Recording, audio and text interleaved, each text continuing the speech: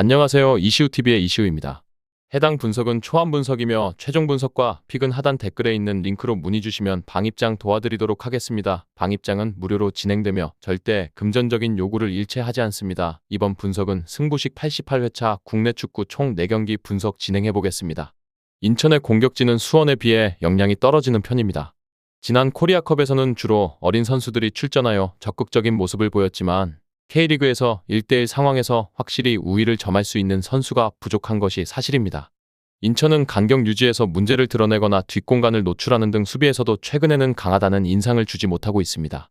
반면 수원은 공격적으로 운영해도 이상하지 않은 상황입니다. 특히 체력 문제로 인해 교체로 나오던 손준호가 이제는 선발로 출전하기 시작했습니다. 손준호는 전진 패스를 넣어주는데 매우 능한 선수이기 때문에 수원이 지난 경기에서도 상당히 공격적으로 밀어붙이는 운영을 했습니다. 또한 안데르손, 이승우, 지동원 등 공격진의 깊이와 퀄리티는 신뢰할 만하며 이런 운영이 비합리적이지 않습니다. 이번 매치는 수원이 오버 양상에서 승리할 것으로 예상됩니다. 손준호가 합류한 상황에서 수원이 공격적으로 움직여도 이상하지 않을 것입니다. 수원의 공격진 퀄리티와 전반적인 뎁스는 인천보다 우수한 편입니다. 인천은 공격 진영에서 1대1 상황을 유리하게 이끌 수 있는 선수가 부족하다는 점에서 수원에 비해 약점이 있습니다. 따라서 이번 경기에서는 수원의 승리와 오버를 예상해봅니다.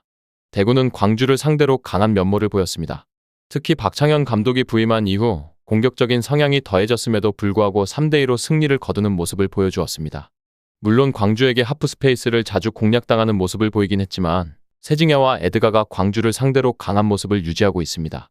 이 두 선수는 광주의 강한 압박을 이겨내는 피지컬과 기술을 여전히 보유하고 있습니다. 특히 세징야는 최근 광주전에서 한 골과 2개의 어시스트를 기록하며 팀의 선봉장 역할을 톡톡히 해냈습니다.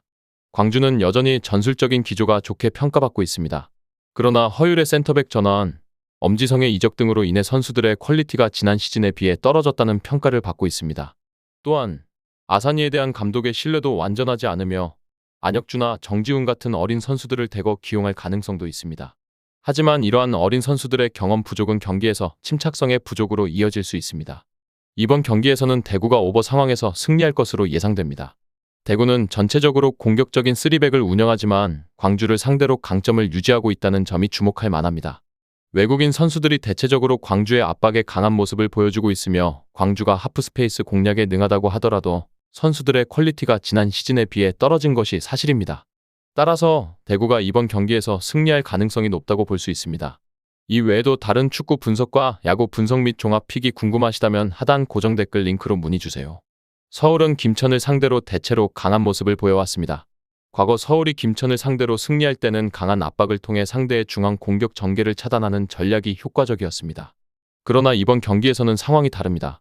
이승모가 부상으로 빠진 데다 삼선에서 유일하게 남아있는 유재문도 주중 경기에서 풀타임을 소화한 상태입니다.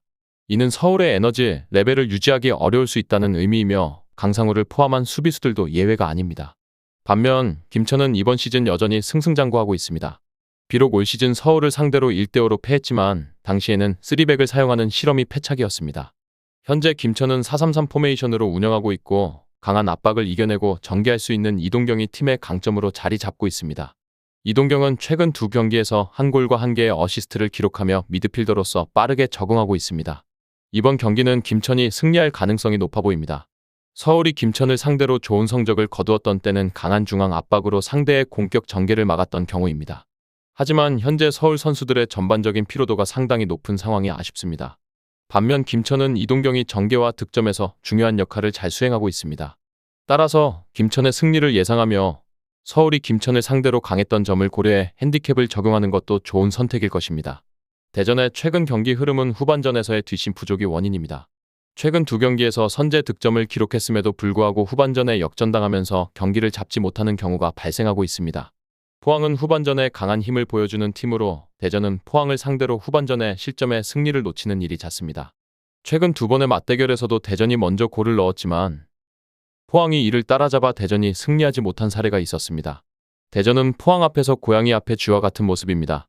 포항의 강점은 상대가 공격적으로 나설 때 압박을 유도하고 넓은 공간을 효과적으로 사용하는 능력입니다. 황선홍 감독 체제의 대전도 공격 중심의 팀이기 때문에 포항과의 상성이 좋지 않습니다. 최근 15경기 전적에서도 포항이 11승 3무로 압도적인 우위를 점하고 있습니다.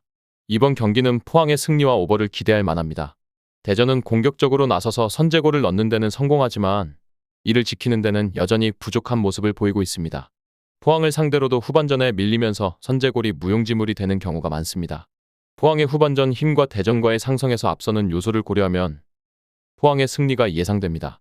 끝으로 정확한 배당 변동에 따른 실시간 추적과 최종 예측은 배팅 마감 직전까지 이루어져야 합니다.